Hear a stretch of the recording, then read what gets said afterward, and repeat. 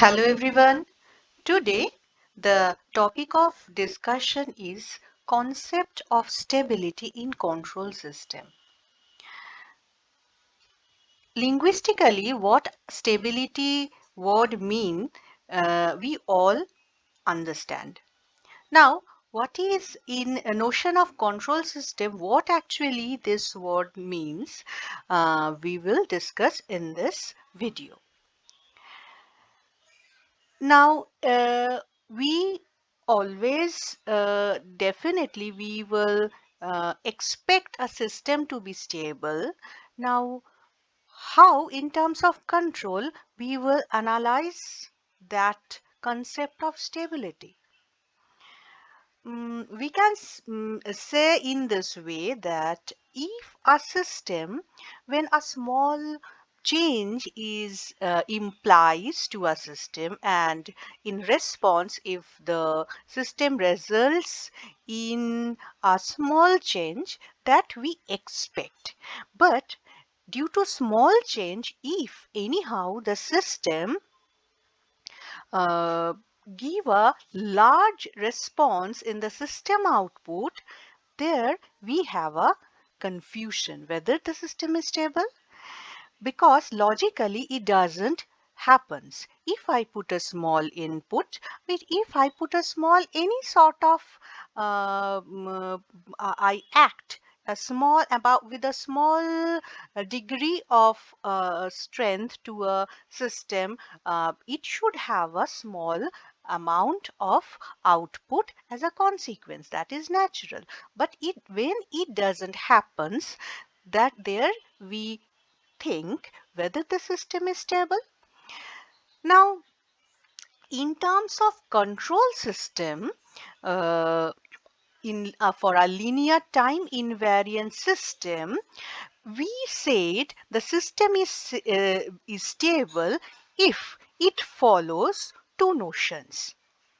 What? First is when the system is excited, as I have mentioned, when the system is excited by a input which is bounded in nature. What is bounded in nature?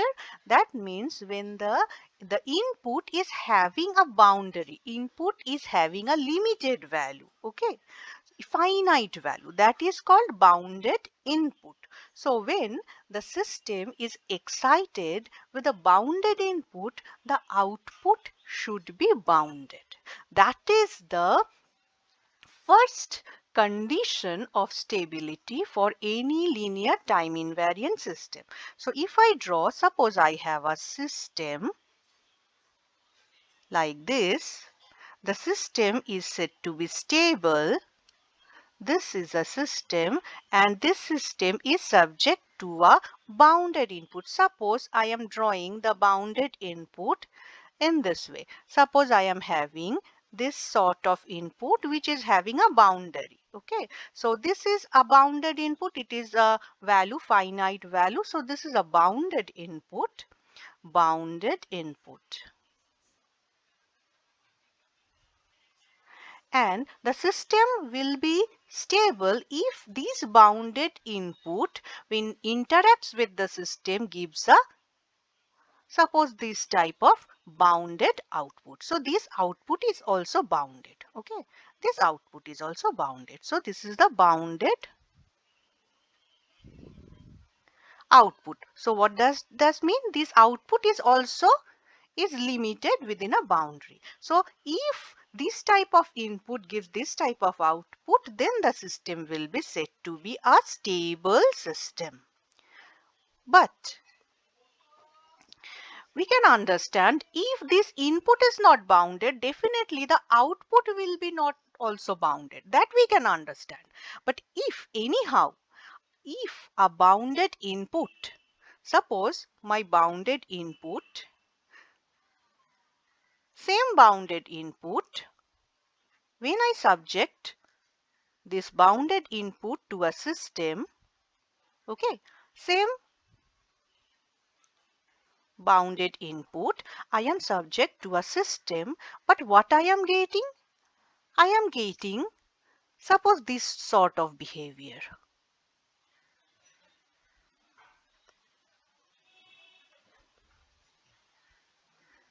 That means the magnitude is increasing anyhow. That means this is no longer bounded in nature. This is increasing. This is diverging. The response of this output is diverging. That means this output is unbounded. Unbounded output. That means this bounded input is producing unbounded output. So that type of system we will call it a unstable system. Okay. So this is the first condition of stability. So what is that condition? The first condition is if the system is excited with a bounded input and if it produces a bounded output, then the system is said to be stable.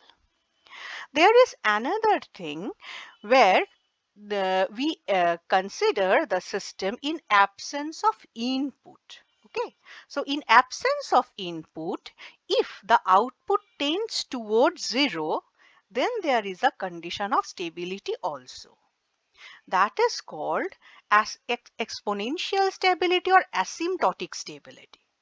Okay, so if the input is there present and the input is bounded, then and the output is also bounded, then the system is said to be stable. And if the input is absent and the output is tend towards 0, then the system is also to be stable. The first condition, this condition is known as Bibo stability. This is known as Bibo stability. And the other where the input is absent,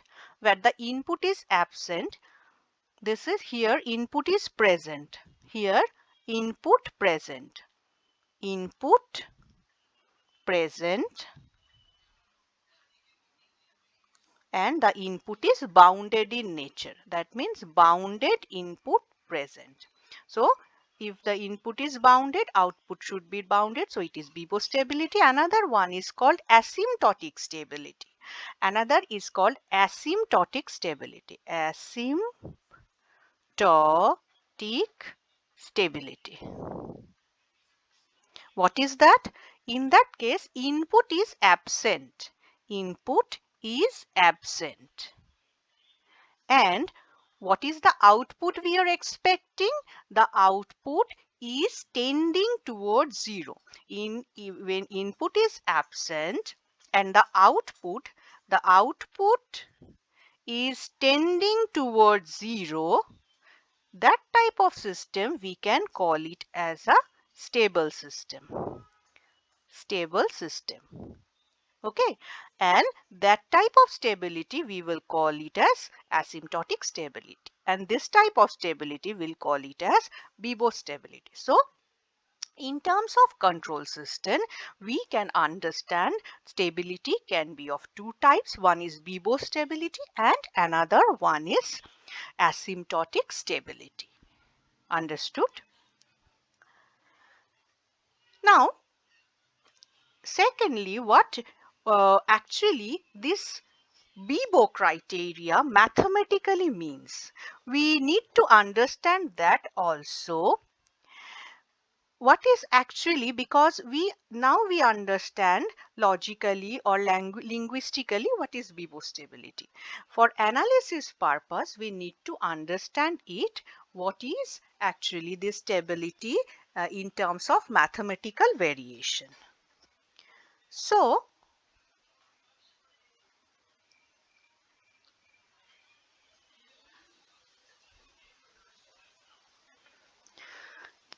next, what I would like to write that suppose now if what I have told you that the Bibo stability, that is the Bibo stability, how we will express it in terms of mathematical expression.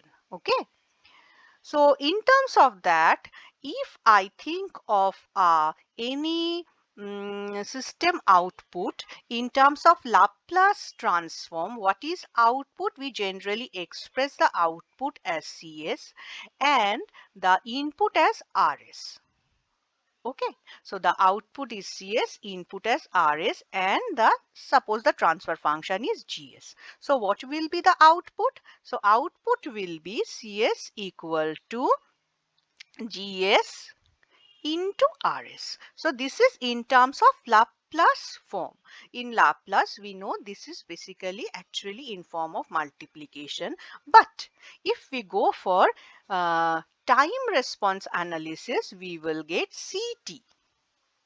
Okay, now we will get CT, and we know these will be actually converted into convolution integral. Now, how we have to write convolution integral, that we know that this any one term we can shift, basically the convolution integral we write in terms of folding, shifting, multiplication and integration in continuous domain. So any one we can fold and shift. So I am here folding this input R. Okay, so input, so I am taking the G in terms of, I am writing it in terms of G tau, and shifting this R in terms of T minus capital tau. Okay, and I have to take the integration d tau, and I am taking the integration from 0 to infinity. So this is the basically the time response, output time response equation. So now what is told in the Bibo stability, that the input is bounded. That means my RT, the input is bounded. That means it is basically having a magnitude. It is having a finite magnitude. So consider this RT is actually less than equal to M. Okay, so if this RT is bounded, so for C to be bounded, if I take mod of this function CT, so what I can write? I can write mod of CT, magnitude of CT is basically mod of integration of 0 to infinity G tau R T minus tau d tau. Now, I can also write, since the absolute value of integral is not greater than the integral of the absolute value of the integrand, so I can write that basically this CT must be less than equal to, CT must be less than equal to G tau, this one, R T minus tau d tau. Okay, so as these value RT, we know that RT is bounded, as we have told that input should be bounded. So if C is to be bounded, these factor, that is G tau, must be bounded. Understood? So to make these, as this is bounded, to make the CT bounded, these G tau must be bounded. So we can write that basically this G tau function should be bounded. That means we can, for C mod of C tau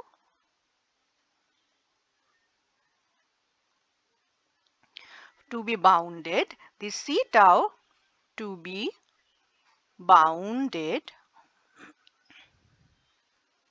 these 0 to integration of G tau d tau, these value must be bounded. So what does it mean? What is mean by bounding of this? This means the integration of G tau should have a finite value. or you can take it as that it should be convergent. This function should be convergent. Okay, that means it should have a value less than infinity. Whatever way you can express, that means this should, that is actually meaning that this function is bounded. Okay, so this is the mathematical expression for the system to be bibostable.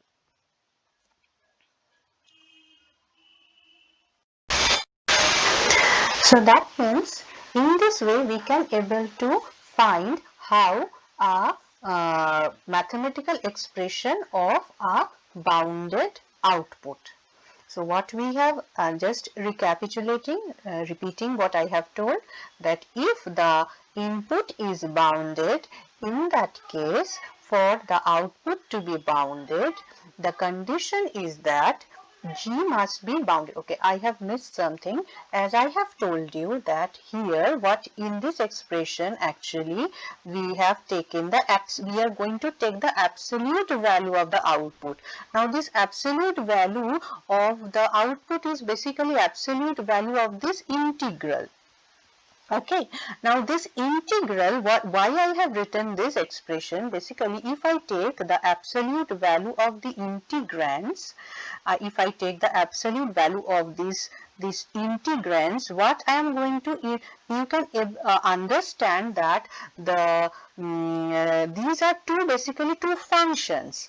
They are the absolute intersections may be equal to this output. The output value may be equal to the absolute value of these integrands, or it may be less. So this value and this value, now among these two, what is going to happen? The RT, the mod of RT is actually bounded. The magnitude of this value is bounded. So if in this context, if CT is going to be bounded only if the magnitude of this GT, this is basically less than infinity. That means if GT is actually bounded, then only it will be bounded. So this is the mathematical expression of the output response to be bounded. Now, what the next thing that now the thing is that we are going to discuss how these poles, the concept of stability with respect to poles. Okay, so if now we are going to discuss the concept of stability with respect to poles. Now, if we know that the stability of control system depends upon the position of closed loop poles. So it is very important, the stability, this is a very important concept, that the stability of control system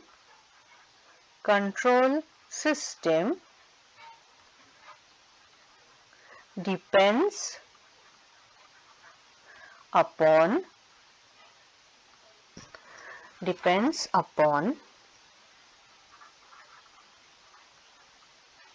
the position, or the value, whatever you say, position of closed loop poles. So what is closed loop poles? This term, the closed loop poles, is very, very important. What is closed loop pole? Now, if I take that there is a system which is having a feed-forward transfer function like GS, and it is fed to a feedback. The feedback is negative feedback, and the value of the feedback element, the transfer function of the feedback element, is HS. So the overall transfer function of this system, if I consider it as TS, I will get the expression as GS by 1 plus GS into HS. This is the expression of overall transfer function. We know that for a transfer function, the denominator corresponds to zeros and the numerator corresponds to zeros and the denominator corresponds to poles. So, in that case, 1 plus GSHS is giving us the poles. What type of pole it is? It is actually closed loop poles. Similarly, we can also know that 1 plus GSHS 1 plus GSHS equal to 0. This equation is known as characteristic equation. So, if we solve the characteristic equation, we get the roots of characteristic equation. If we solve the characteristic equation, we get the roots of characteristic equation. So, the roots of characteristic equation is nothing but the closed loop poles. So, these roots of characteristic equations are also known as closed loop poles. Closed loop poles. So, this is very important concept for linear time invariant system. So, now these closed loop pole positions gives us stability, or roots of characteristic equations gives us stability. Now, what are those? Now, we know that if the closed loop poles, we will know that if it is a S-plane, this is a S-plane, this is the left hand side of S-plane and this is the right hand side of S-plane, and we know that this x-axis, this line is giving us the real values of S function, and this vertical line is giving us the j omega, that is the imaginary values of the S-plane. So, this is sigma and this is j omega. Now, the pole, where the pole lies depend upon the stability. If the closed loop poles, it is very important, it is a very important point. If closed loop poles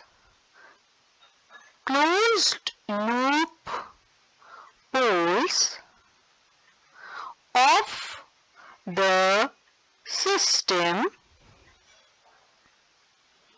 I must mention, if all closed loop poles of the system lies in left half of S plane, then the system is absolutely stable.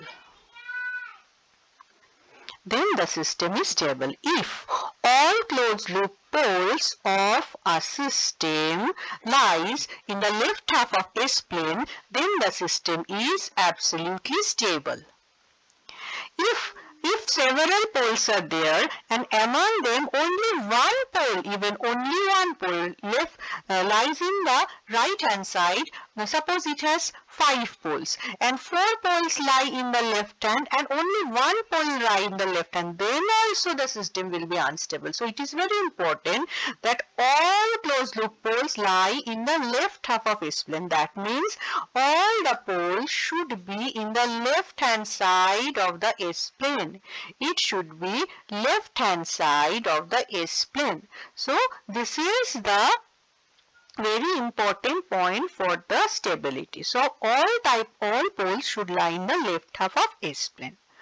Now, another important thing is, as we have discussed, that the closed loop poles means actually roots of characteristic equation.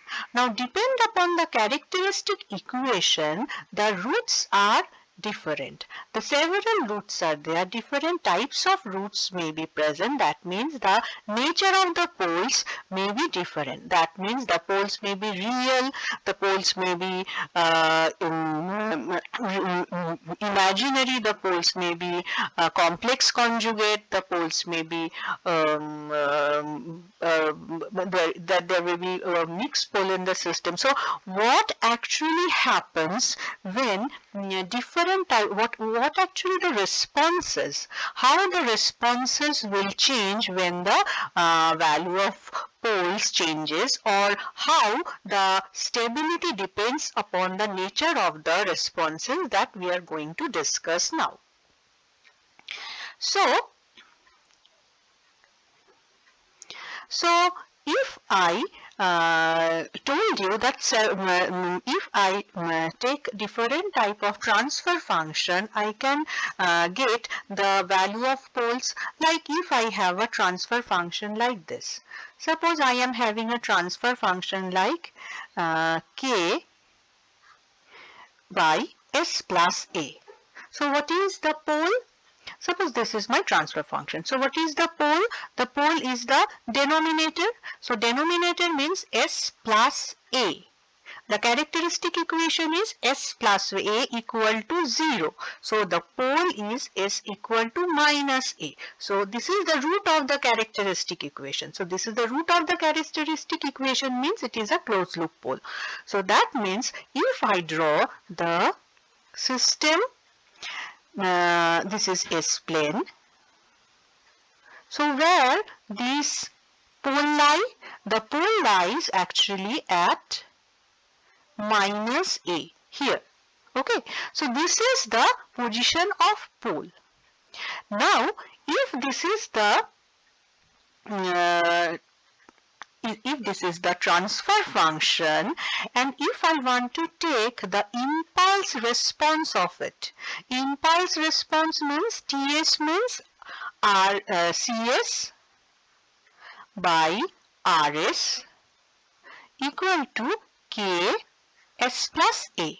So if I want impulse response, that means impulse response means RS equal to 1.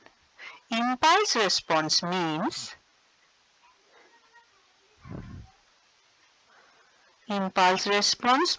RS equal to 1. So if the input is 1, then what will be the CS? CS equal to K by S plus A. What is C?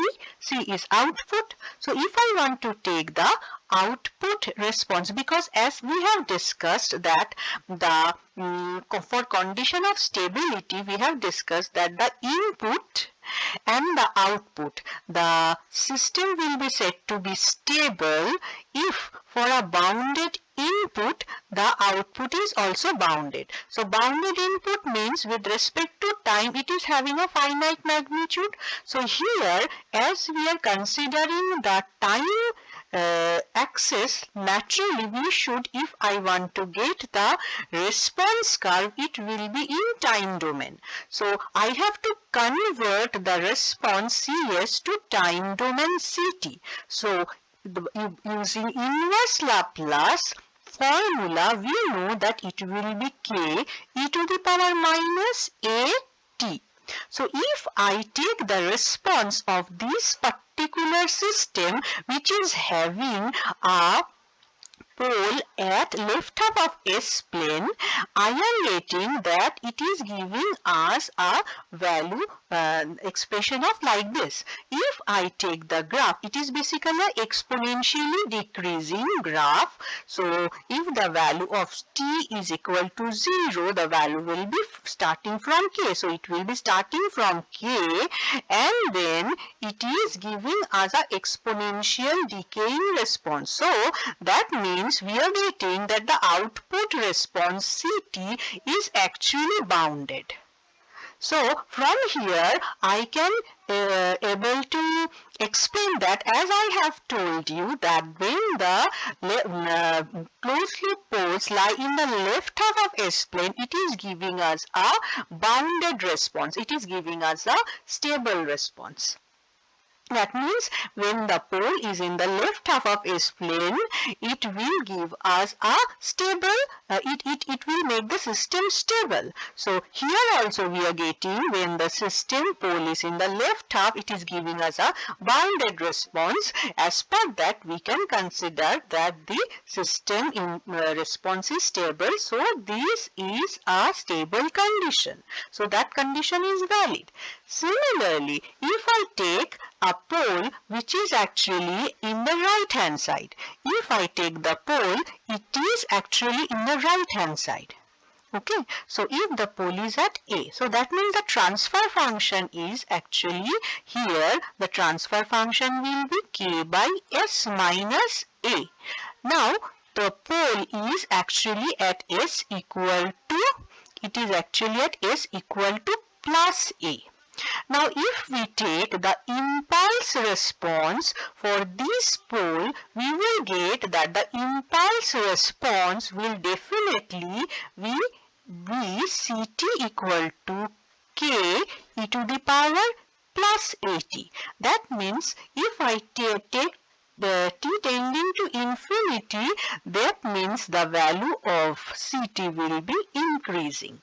So, if I draw the graph, when it is 0, it will start from the value of k, but it will be increasing with respect to time. So the output we are getting, the output is unbounded. Okay, so here also we can prove as it is in the pole is in the closed loop pole in the right hand side and it is giving us the unbounded response. That means this pole position leads to a unstable system. Okay, so in this way, I would like to give you the types of responses the poles are generally held. So naturally, suppose I am having pole position like this. So I am having a pole position. Suppose the poles are it is complex conjugate pole. This is complex conjugate pole. This is called complex conjugate pole and it is in the left half of S plane. It is in the left half of S plane. So if you want to get the response curve, if you want to get the output response curve for that means the impulse response of this particular pole position, the response curve will be like this. It will be as it is in the left hand side, the system will be stable, the system will be within an envelope. The system response will be converging within the envelope. There will be an initial oscillation, but the magnitude of the oscillation will be die down depending upon the magnitude of the envelope. So this type of response we will get if this is having a complex conjugate pole in the left half of S plane.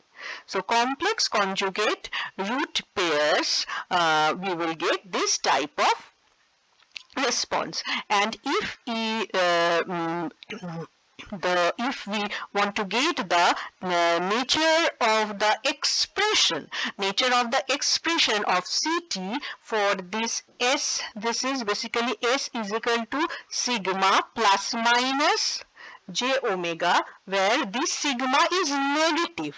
This sigma is actually negative. So this value is actually contributing the value as the sigma is negative. So the envelope is actually decaying. So the expression actually the Ct will be if you deduce it just like the previous example, if you deduce you will find it will be e to the power minus sigma t, and this due to this omega we will get some sign oscillation, and this oscillation is actually sinusoidal oscillation. It will be sin omega t plus the some phi. Okay, so this type of expression will be here. So that means a sinusoid is there. Depending upon the damped value, we are getting a damped sinusoid. This type of sinusoid is giving us the nature of damped sinusoid. So if the poles are is complex conjugate, we are getting the nature of damped sinusoids. Next, similarly, if these poles in the right hand side, if these poles go in the right hand side, if these poles go in the right hand side, that means my expression will be S. It will be actually sigma plus minus j omega. So the value of sigma is positive. So the expression here we will get that it will be a e to the power sigma t. So here as the sigma is positive, the envelope will increase. And similarly the same sinusoidal thing we will get. So the nature of the sinusoid will look like this. The envelope, the exponentially increasing envelope, the sinusoid will be within an exponentially increasing envelope. Okay, and so the nature of the sinusoid signal will be, the magnitude of the signal will be increasing. So this leads to a unstable response. So this is a stable response, whereas this is an unstable response. So that means here also we can prove this left half of S-plane poles gives a stable response, whereas a right half of complex conjugate poles gives us a unstable response. Now next, if these poles they are actually on the j omega axis, then what happens? So next what we are going to consider this pole position. If the pole position is on the j omega axis, so this is my sigma, this is my minus sigma, this is j omega, and this is minus j omega. So now here I would like to consider if my poles are on the j omega axis. Okay, so if my poles are on j omega axis, what is going to happen? Here, as we know that left hand side is stable, right hand side is unstable. This is the marginal part. This is the barrier between unstable part and the stable part. So if the poles, logically we can understand, if the poles are here, it may go for a marginal system, marginal limitedly stable system or marginally stable system.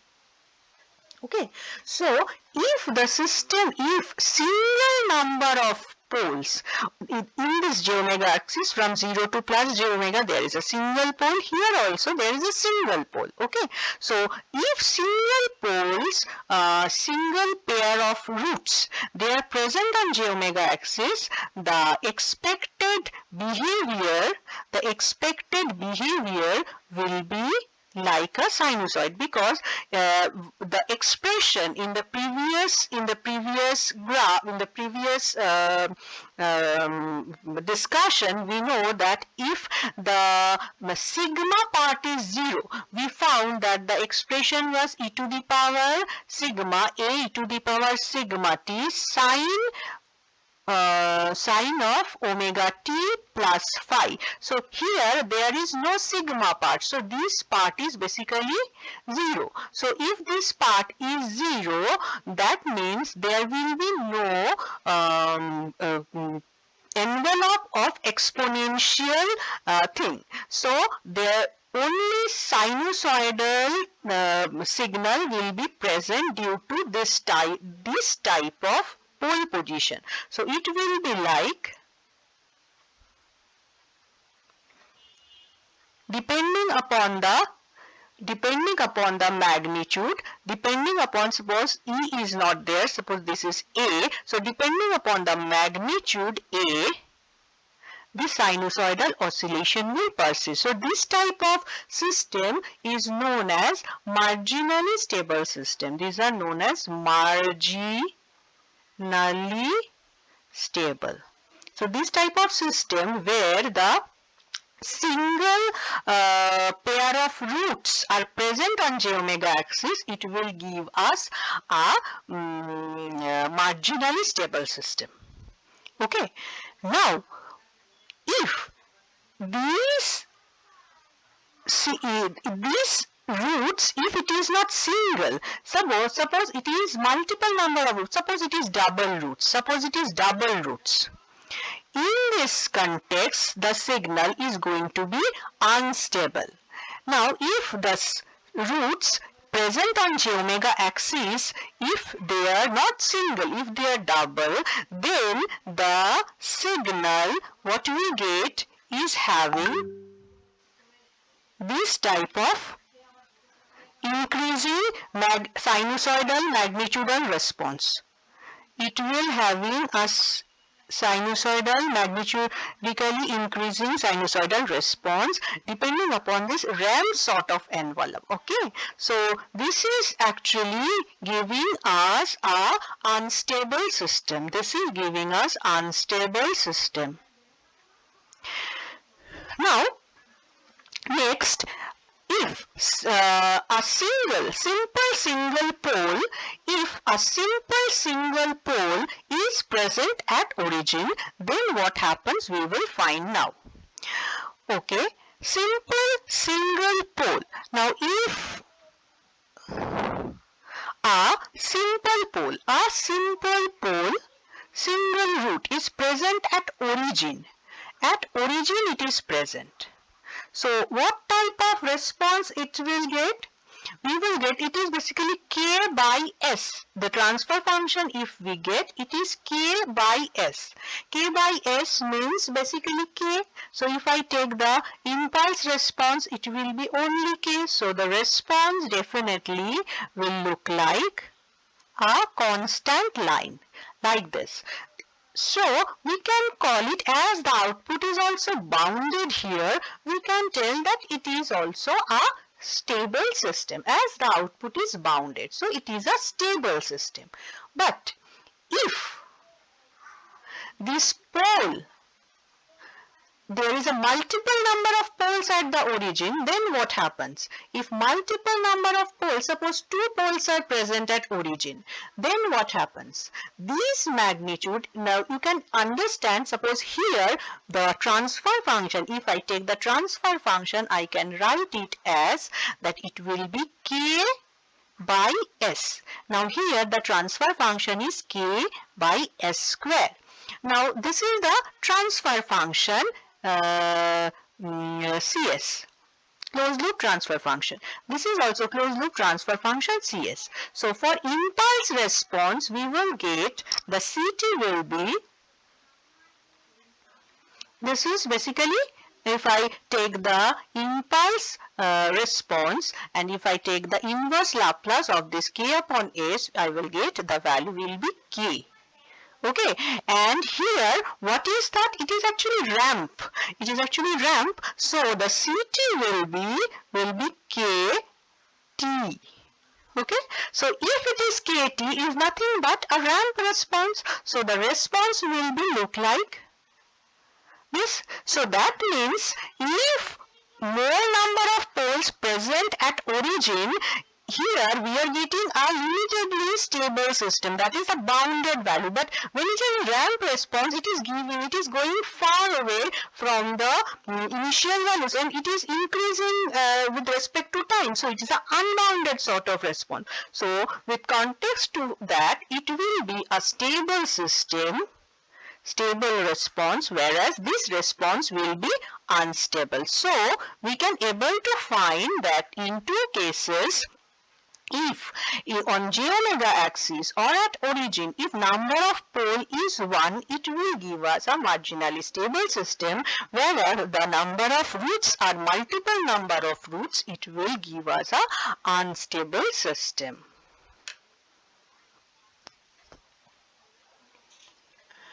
So Where I guess I have make you understand all the uh, conditions, all the things of absolute stability. We will discuss something about relative stability and Raoult's condition in the coming video. Thank you.